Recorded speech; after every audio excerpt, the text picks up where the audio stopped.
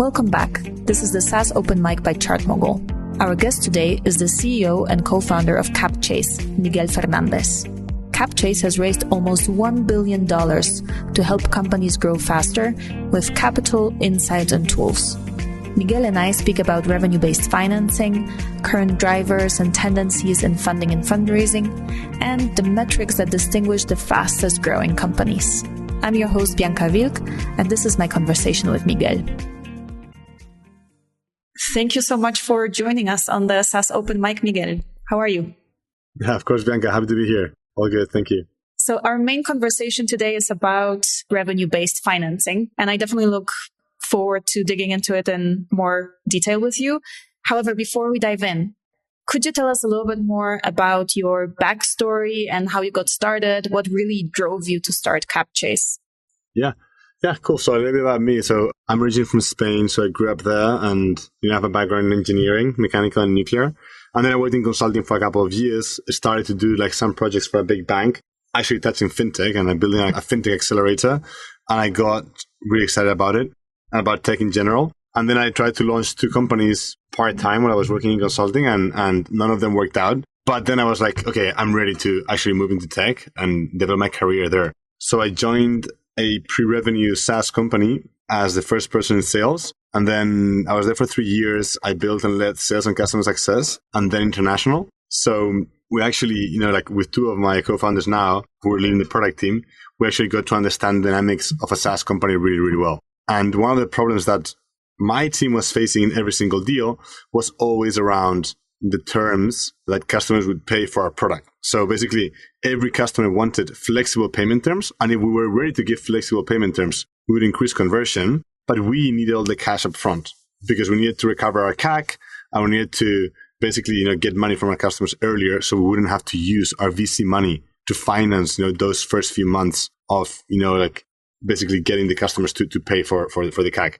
So yeah, that was a pain that we didn't know how to solve. And eventually what we did is we incentivized customers to pay upfront by giving them large discounts. And that, would affect our average contract value. It would affect our growth rates, our top line, and our ARR, and essentially our valuation.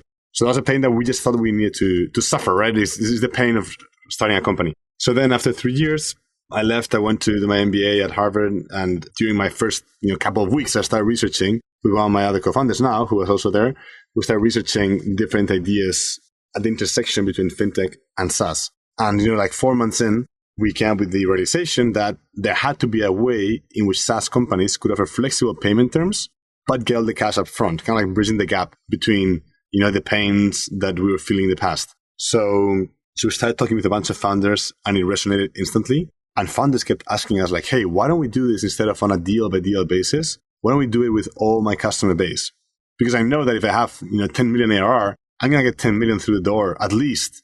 I'm going to get more if I'm growing, but I'm going to get at least 10 million through the door over the following 12 months. So why wait if I can get some of that money up front, reinvest it into growth, and then use this as part of my financing stack? So that was something that really, really resonated with everybody. And then we just started to go more aggressively after it. And we raised around a few months after that realization in July 2020. And since then, our mission has remained the same, which is to help SaaS companies grow faster with capital, insights, and tools. And yeah, now, fast forward a couple of years from that, we are a Series B stage company. We've raised hundreds of millions of dollars in equity, almost $1 billion in debt. So yeah, growing very fast, solving a massive pain. And in the last 3-4 months that the whole VC market has almost ground to a halt, we see more and more demand for our product. That's amazing. Yeah. I've been looking at Capchase and it's amazing to see all that growth and development in just a few years. To start with, I'd like us to speak about the industry as a whole, just because I'm sure that you're observing the SaaS industry very closely. And I'm sure you've seen so many trends and tendency and drivers in the area of funding and fundraising. So from your perspective, how has fundraising changed in the last few years? Yeah, so I think that the big change that we've seen in the last few years, actually, let me talk about a couple of changes. On the one hand, COVID was a massive change. And then on the other hand, the API economy has also developed massively in the last 3 to 4 years. There's another phenomenon as well, which is that there are more and more like second, third, fourth time founders, right? So then like if you go one by one, COVID, what it did is all these, government subsidies that happen in the US and Europe where, the government would give, EIDL loans or PPP loans, basically like payroll protection loans to founders. What it meant is that founders started to use other financing sources beyond either bootstrapping or VC. And suddenly debt was a form of funds that actually served a purpose as well, right? So then a lot of companies that had never used debt before started to use debt as a result of the subsidies that the government gave them to cope better with COVID. So then you have suddenly a whole generation of founders used to working with debt and seeing that, hey, dollars are green and you can use this money to grow, to continue to grow and to extend runway. Then 2, API economy, right? Like suddenly it is much easier to analyze a company in real time, and understand really, really well the metrics by connecting through APIs in one click. So substituting a process that usually took a lot of time of sharing Excel documents, a bunch of PDFs and a bunch of codes and so on for 3 clicks connecting your data sources and then understanding extremely well the status of a company and the future at a minimum effort for both the founder and for the financing company. And then second, third, fourth time founders, what you see is that first time founders are usually focused on just growing the startup at whatever cost possible, right? And usually, what happens is that when they make the first exit, they suddenly see that all the effort in all those years has only resulted in an ownership of, let's say, between 5 to 15% of the company at the time of an exit. Of course, it's a small slice of a bigger cake, but still, people want to have more of the cake, right? They want to have the cake and eat it. So basically, what you see is that second, third, fourth time founders, what they're doing is they're operating in a way in which they're optimizing for less dilution, right? They know the playbook of how to grow a company, and they know that, hey, there are many ways in which you can grow the company at the same speed without selling so much of the company along the way. So then that is another massive movement where founders are looking at all the options that they have to avoid selling big chunks of the company to investors. So yeah, related to that, my next question, could you just run us through all the different options of raising capital? What is available to founders right now? Right. So let's think about the equity fundraisers and then debt or alternative financing fundraisers. So equity, there's basically 4 options, right? One is you use your own money and that's all the equity in the business, and then you bootstrap the company. Hey, it is super valid. You keep 100% of the ownership, and then you don't have to report to anybody. The cons are, of course, that you can only reinvest the cash flows that you get from the company into the company to grow. So usually the growth profile looks like a very, very, very, very almost like flat slope for many years. And then as those cash flows start accumulating, then you start to grow and grow and grow. And then it becomes exponential after a bunch of years. The other options all involve some kind of dilution. And you have, basically going with angels, where you get people that are like ex-operators, usually people that know about your industry and that are kind of excited, that they help with, connections mostly and with advice. Then the second option would be VCs, which is like a flavor of, investors that are going to buy a big chunk. They usually put a lot of protections into the company to protect their stake. And then they add, in the best case scenario, they add a bunch of connections, a bunch of customers, they attract talent, and then they give you advice because they have portfolios and they can see, what works and what doesn't, and can, besides being extremely smart, they can see a lot of patterns. And in the worst case scenario, you have somebody that's really give you money and then they expect you to run the company according to them, and then they are very annoying and so on. We've been very fortunate to only have VC investors of the first type, which is great. And then the other option would be crowdfunding, where you are selling bits of the company, smaller bits, to a bunch of individuals.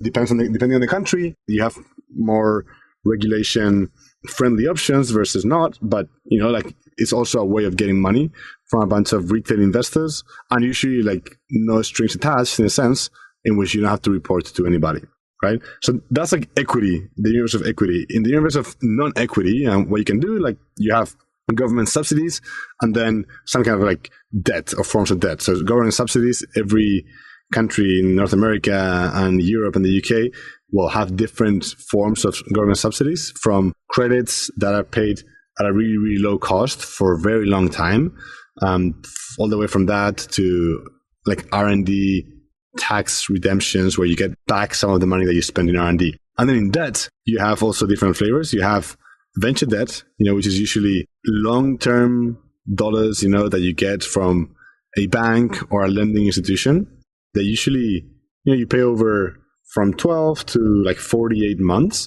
and usually have some kind of interest only period and then interest and principal amortization period. And then also what you're paying there is you're paying interest fees and then you're paying usually warrants. So they're a little bit dilutive, and then basically this is kind of like usually a manual process that takes around 8 weeks to approve. They can give you material amounts of money and usually for longer periods. And then you have alternative financing, which is what Capchase does, where it's primarily data driven. So instead of documents and a long process to set up, you connect your data in 3 clicks and then you get usually a percentage of your revenue in terms of availability. So imagine if you have 10 million ARR, you can get, let's say, 5 million in financing. And then that availability evolves as the company evolves in time as well. As the company grows, you can access more money. And usually, there's only a fee. There's only one simple fee. And then the flexibility of the model means that you don't have to take all the money up front, but you can take chunks to deploy over time. So you make sure that the money that you're using is deployed into a money generating activity and not just sitting in your bank. I was just going to clarify the definition again of revenue-based financing because you said so many interesting things here. So revenue-based financing gives companies capital but it's in exchange for a percentage of their future revenue. So that's more typical in e-commerce where you get money and then you repay, let's say, with 10% of your sales for the future. In SaaS, it's a little bit different because given that in SaaS, you almost can boil everything down to ARR or MRR. With the revenue financing options for SaaS companies, you usually repay a fixed amount every month. So you're not paying, more if you grow faster. You're usually paying the same amount for the following 12 months or 24 months. And that must have a lot of benefits, correct? Yeah, of course, because you can really plan ahead and you can know exactly how much money you're going to be paying back and also how much money you can draw again in order to continue to invest. And it's aligned with customer payments as well, right? So you're not kind of like just paying off your balance sheet, but you're as the customers are paying in, then that amount usually and that timing is aligned with how much money you pay back. So could you tell us a little bit more about what are the true benefits of revenue-based financing and also maybe the things that are maybe misunderstood about this form of financing? Because I imagine it's not for everyone and it can be misunderstood sometimes. Yeah, of course. So there's some benefits from in the process, in the structure, and then in the use of funds, right? So in the process, basically, revenue-based financing is something that you can set up in days or hours even versus months, which is other forms of debt for SaaS companies. And then usually at least with Capchase, what you get is you get your analytics back, and kind of like a benchmark of how you're doing versus other peers. And then you also get what is the right amount. So availability and then what is the right amount that you should be deploying every single month. Versus, venture debt where you get a lump sum and they're like, hey, this is the lump sum and you take it or leave it. The other benefit, I think it's more than a benefit, it's more like an evolution on the way of running a company is that you think about sources of funds. You have long-term sources of funds and then short-term, right? So long-term is equity and venture debt where you get 4 years or 3 or 2 years, whatever. And then short-term financing is things like revenue-based financing where you get between 12 to 24 months, right? So then if you think about it, a company also has long-term and short-term initiatives, right? So you have long-term initiatives where you have product development, you have new geographies, you have kind of like acquisition of other companies, you have, G&A, etc., right? So, and then you have short-term activities, which is marketing, sales, sales costs, commissions, and so on, where if you know your unit economics, you know that if you invest X dollars here, you're going to get Y dollars over a certain period of time, right? Your LTV, your CAC, you can pretty much figure out everything with retention and so on. So then the evolution that we're seeing in our customer base is that they're starting to use long sources of funds for long-term activities and then shorter sources of funds for shorter-term activities, right? So what that means is that you use equity and you use long-term debt for, again, paying for engineers, for new products, for new geographies, etc. And then, you use predictable revenue-based financing for predictable activities like customer acquisition, sales salaries, sales commissions, implementation costs, and so on. Because you know that the return that those activities have and the return that those activities have is usually way higher than the cost that revenue-based financing has. So the combination means that, you're using something cheap and predictable for predictable activities, and then, long-term money for long-term activities, which means that your runway can go for way, way, way further, as opposed to using long-term money for everything. Because usually all these predictable activities are a sink of money, right? And is the reason why companies need to raise equity all over again, because they're using all the equity for user growth. So if you could fund, user growth with much cheaper non-dilutive capital, the effect is massive, way longer runway and way faster growth. That makes a lot of sense. On the flip side, though, for maybe the more pragmatic, the more careful folks listening right now, what risks do you see when using revenue-based financing, or maybe what mistakes do founders make, or what challenges do they face? I think it's a massive mistake to two things. On the one hand, to use the funds for long-term activities. So imagine that you get the funds today, you invest them all into, something that's going to reap benefits in 3 years, like a new product, but then you have to actually pay the money back faster than that. That can leave you in a tight spot, right? Because you have to return the money, but the money that you invest, the activities that you invested in haven't returned that money yet, right? So that can get tricky. And the second thing is that founders take too much money up front and then they don't have nowhere to deploy it, but they have to start returning it, because then you're paying a fee, but you haven't used the money to generate returns. So it's kind of like, it's not as bad as the previous example, but it can also get you in trouble, right? So my suggestion would be, hey, it's a very valid tool, but use it in the right way and use it bit by bit. So use it incrementally. So don't get all the money up front, because then you're just going to return it before you actually have deployed it all. So take bit by bit and make sure that whatever you're taking, you're deploying into ideally growth activities, which is the highest return that you're going to get as a founder. That's fascinating. Yeah, that's really good advice. And at Capchase, I imagine you're just constantly evaluating different businesses. So I'm really, really, really curious about it, and just what metrics, what data do you look into when evaluating businesses? Because, we're all about SaaS metrics here at ChartMogul. So I think this is especially useful for our audience. Yeah, absolutely. So we usually connect to 3 sources of data: banking, accounting, and revenue data. In the case of ChartMogul customers, just connecting to ChartMogul gives us a fair bunch of the ladder of revenue metrics and so on. And then what we do is we reconstruct all the derived metrics out of those 3 data sources, right? So we look at LTV to CAC, of course. We look at retention and all the different sources of retention. We look at rule of 40. We look at burn multiples. We look at all the kind of SaaS metrics that you can think of. And then what we do is we use those metrics to understand the performance of the company, not only today, but also in the future, right? Hey, if these metrics hold, what does a company look like in 6, 12, 24 months? And then what happens if those metrics start shifting? We stress test the company, right? So what we've seen over thousands of companies is that, the best companies are let's say the fastest growing companies, the ones that last the longest are the ones that spend between, 35 to 50% of their top line in growth, because then if they have their unit economics figured out, that spend, which is huge, actually returns many more dollars down the line in the form of, ARR. The best companies focus as much on retention as in growth. And actually the efforts focused on retention get larger and larger over time. And, the best companies have a net retention over 100%. That's no surprise to anybody. SMBs are on 105, and then enterprises up to 120, 140%, which is huge. Just imagine having a customer base and just every year you grow 20, 30% without signing up any new customers. That's like a dream, right?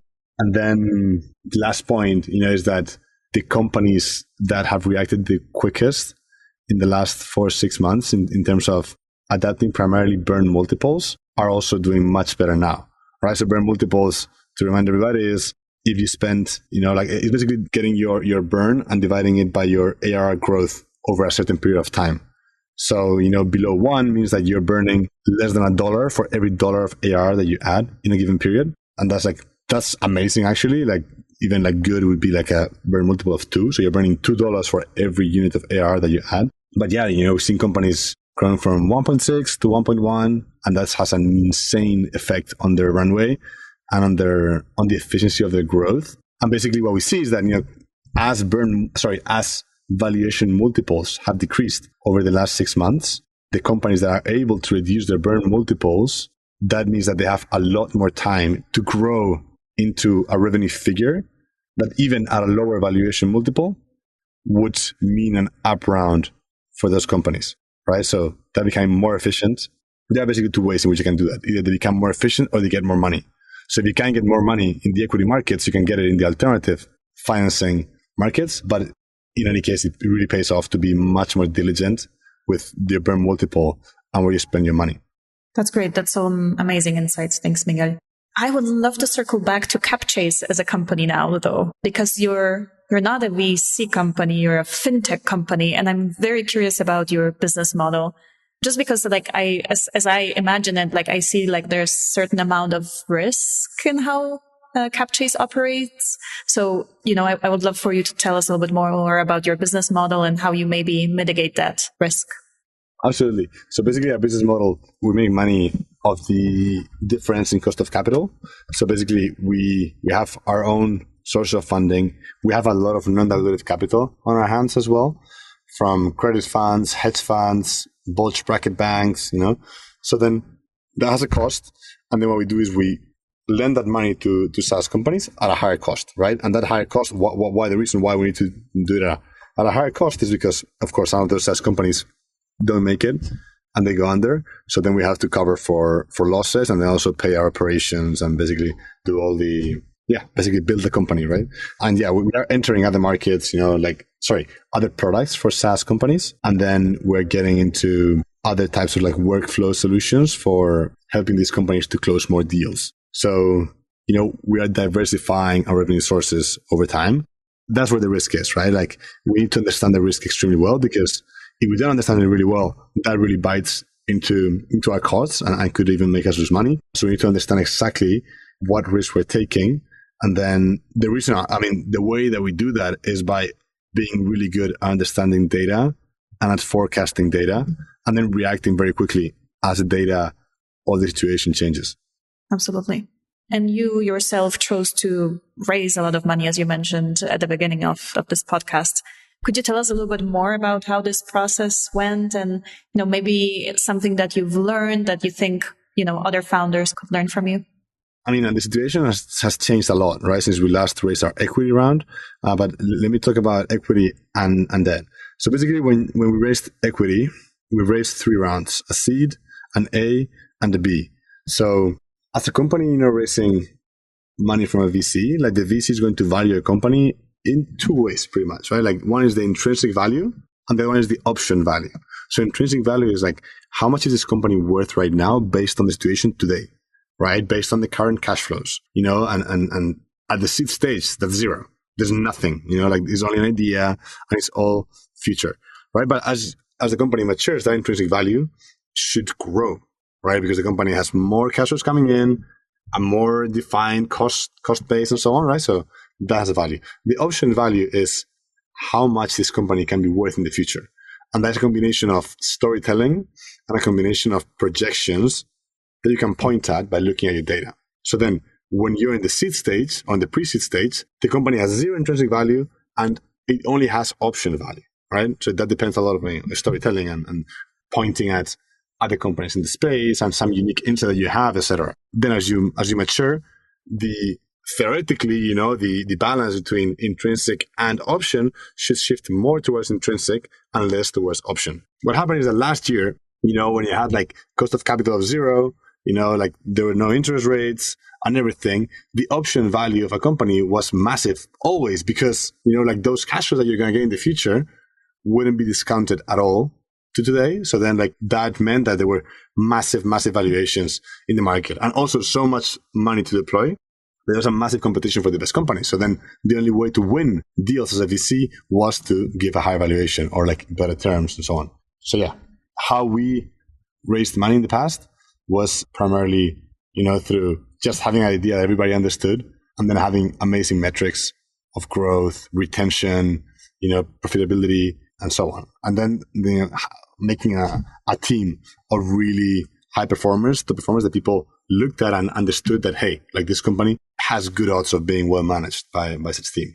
And then debt is totally different. Debt is people, like if you think about, equity versus debt, equity investors, if everything goes poorly, they lose whatever they invested. And if everything goes really well, they can make 10, 100, 1,000x of what they invested.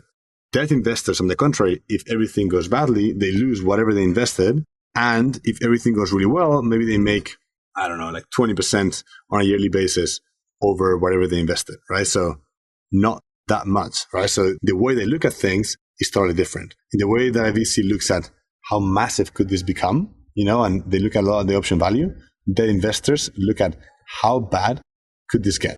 And what they're looking for is that however bad it gets, they want to make the money back, right? So that's kind of like how credit funds operate. So then the process of fundraising is totally different.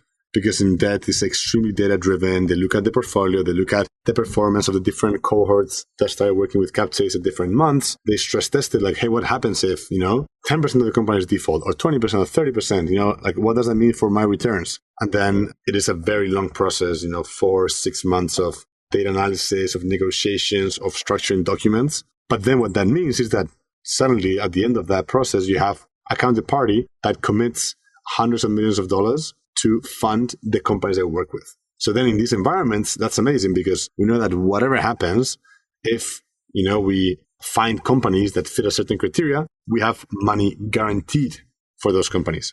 As opposed to, other models like marketplaces where there's no committed capital and the lender can, one day give the marketplace $1 million, but then the following day they find an asset somewhere outside of the marketplace that provides a similar yield but less risk, and then they don't go to a marketplace ever again, and then the liquidity dries up. So yeah, it is a tough process, but it is absolutely worth it for us and for our customers. Yeah, thank you for explaining. It's just all seems to me like Capchase is just an amazing solution for like the right climate and the right time. Is there anything else you'd like to add before we finish for today? Perhaps like the only comment is that right now equity is non-existent. Equity dollars are non-existent or extremely expensive, right? So as a founder, looking at a down round can be very stressful. Like, hey, my company was worth, 3 times more 3 months ago than now. So instead of, looking at a down round, I would encourage every SaaS founder to look at alternative sources of financing, be that government subsidies or, any form of debt, because the difference with a down round can be not raise a down round, get more time, figure out how to not spend your equity dollars on growth and use something else. And the effect that has is that your team is going to be more engaged. Your equity is going to be worth much more. And then at the other end of this downturn, which this too shall pass, right? Then you can raise money in way better terms with much more revenue, more runway, and essentially you're going to be much happier. That's a really good summary of this conversation, Miguel. Thank you. And just in general, thank you so much for taking the time to speak with me today. I'm sure our audience really, really appreciates your insights. This was amazing. Of course. Yeah, that was great. Thank you so much for having me. Yeah. Have a great rest of your day. You too. Bye. This was the SaaS Open Mic podcast by ChartMogul, where we talk to SaaS leaders about the inner workings of growing a business, the daily challenges, strategic moves, inspiration, and mistakes made along the way. The best teams in SaaS use ChartMogul to measure, understand, and grow their recurring revenue. Head over to chartmogul.com for more content like this and to try the leading subscription analytics platform. That's chartmogul.com.